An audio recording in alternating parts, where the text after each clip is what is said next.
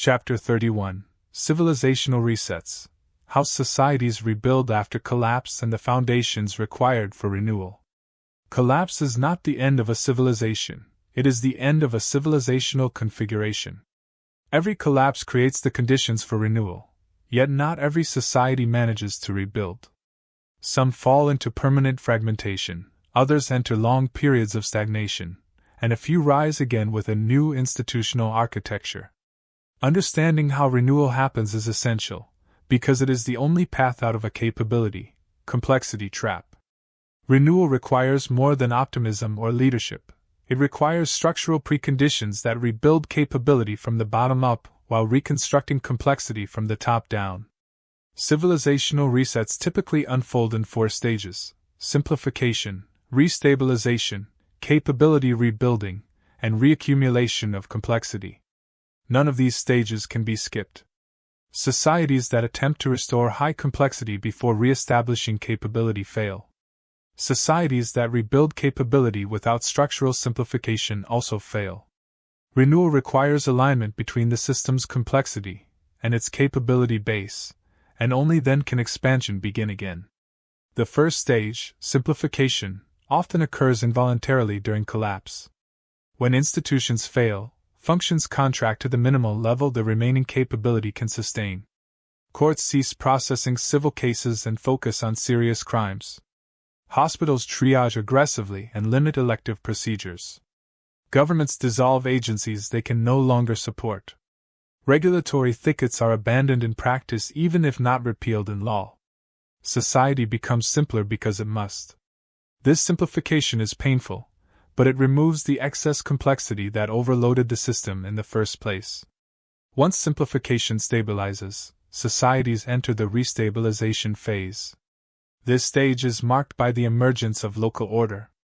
Municipalities, tribes, clans, religious networks, corporations, or regional authorities establish their own governance mechanisms. Informal systems become formal. Parallel networks become official institutions. These local nodes provide security, dispute resolution, and basic services. The key feature of restabilization is that order begins to reemerge from below, not from above. Historically, this phenomenon is clear. After the fall of the Western Roman Empire, order was re-established not by Rome but by local monasteries, bishops, regional warlords, and emerging feudal lords who provided stability in their own domains. In post-Soviet states, local authorities, oligarchic networks, and regional governments filled vacuums left by the central state. After the late Bronze Age collapse, small fortified towns became nodes of recovery. What collapses universally is the center. What rebuilds universally is the periphery. The third stage, capability rebuilding, is the most important and slowest component of a civilisational reset. Capability cannot be conjured by decree, rhetoric, or funding. Capability is a generational product of education, culture, family structure, apprenticeship, craftsmanship, and local institutions. Rebuilding capability requires reconstructing the cultural norms that supported competence, discipline, accountability, knowledge transmission, intergenerational continuity, and respect for skill. In successful resets, capability rebuilding begins in small communities. A school, monastery, guild, technical institute, or religious order becomes a center of excellence. Parents invest heavily in children's education because survival depends on competence. Craftsmen train apprentices because the market penalizes incompetence harshly. Informal guilds emerge in trades, medicine, construction, agriculture, and governance. These nuclei of capability act as seeds from which wider reconstruction can grow. One of the best historical examples is the Carolingian Renaissance. After centuries of fragmentation following Rome's collapse, Charlemagne's reign supported monastic reforms, scriptoria, cathedral schools, and scholarly rebuilding. These institutions reconstructed literacy, administrative skill, and memory of classical knowledge. They created a capability base that medieval Europe later expanded into universities, merchant guilds, and legal systems. Another example is Meiji Japan.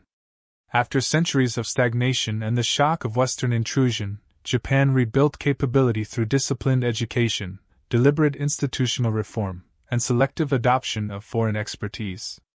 They aligned complexity with capability, then expanded complexity only after capability had been restored and surpassed.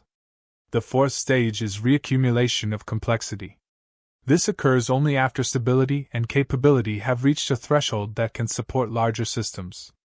Complexity should be added gradually. Premature expansion destroys early progress. Successful civilizations expand complexity in layers. They begin with basic legal frameworks, administrative units, and economic coordination. Only once these are stable do they add specialized agencies, infrastructure, and expanded governance. Complexity must be supported by capability, not the reverse. Civilizations that rebuild successfully are those that resist the temptation to recreate the old order prematurely. They accept simplification as necessary.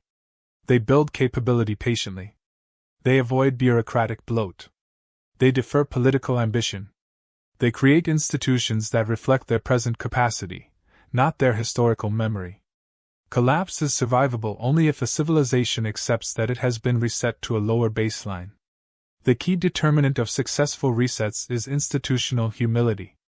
Civilizations fail when elites refuse to acknowledge that the old structure is unsustainable.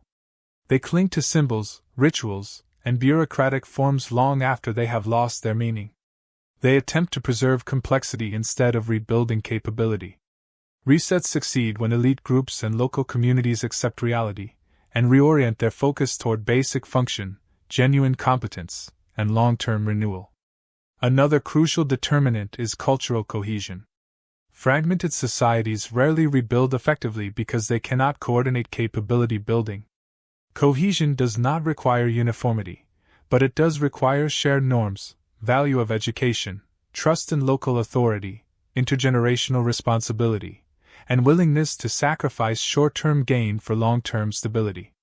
Where these norms exist, recovery is possible. Where they do not, decline becomes permanent. Economically, successful resets require productive reorientation. Civilizations in decline often rely on financial engineering, resource extraction, or rent-seeking. Reset societies return to the fundamentals: agriculture, craftsmanship, manufacturing, and real productivity. They rebuild tangible capabilities before abstract ones. Wealth accumulates gradually, based on output, not borrowed complexity. This reorientation rebuilds the foundation upon which future innovation can rest. One more determinant is institutional pruning, the deliberate reduction of unnecessary complexity. Reset societies often repeal outdated laws, dissolve defunct agencies, consolidate local governance, and simplify procedures. They reduce bureaucratic drag to match their capability level. This pruning is essential. Without it, the regained capability is consumed by inherited complexity. Finally, modern resets face a unique challenge: global interdependence. Ancient civilizations could collapse regionally and recover locally. Modern societies rely on global supply chains, digital networks, energy grids, pharmaceuticals, and specialized components that cannot be locally replaced. Modern collapse therefore risks deeper technological regression unless knowledge is preserved intentionally. The civilization that resets successfully in the modern era will be the one that preserves technical knowledge even if it cannot maintain technical infrastructure. This mirrors the monastic preservation of classical texts after Rome. Civilizational resets thus require a delicate balance: enough simplification to remove unsustainable complexity, enough capability rebuilding to restore functional institutions, enough cohesion to coordinate recovery, enough humility to avoid premature expansion, and enough preservation of knowledge to prevent total regression. In the next chapter, we turn to the heart of the matter: what can be done? We examine the realistic, rather than idealistic, strategies that societies, institutions, and individuals can take to survive decline, navigate collapse, and seed renewal.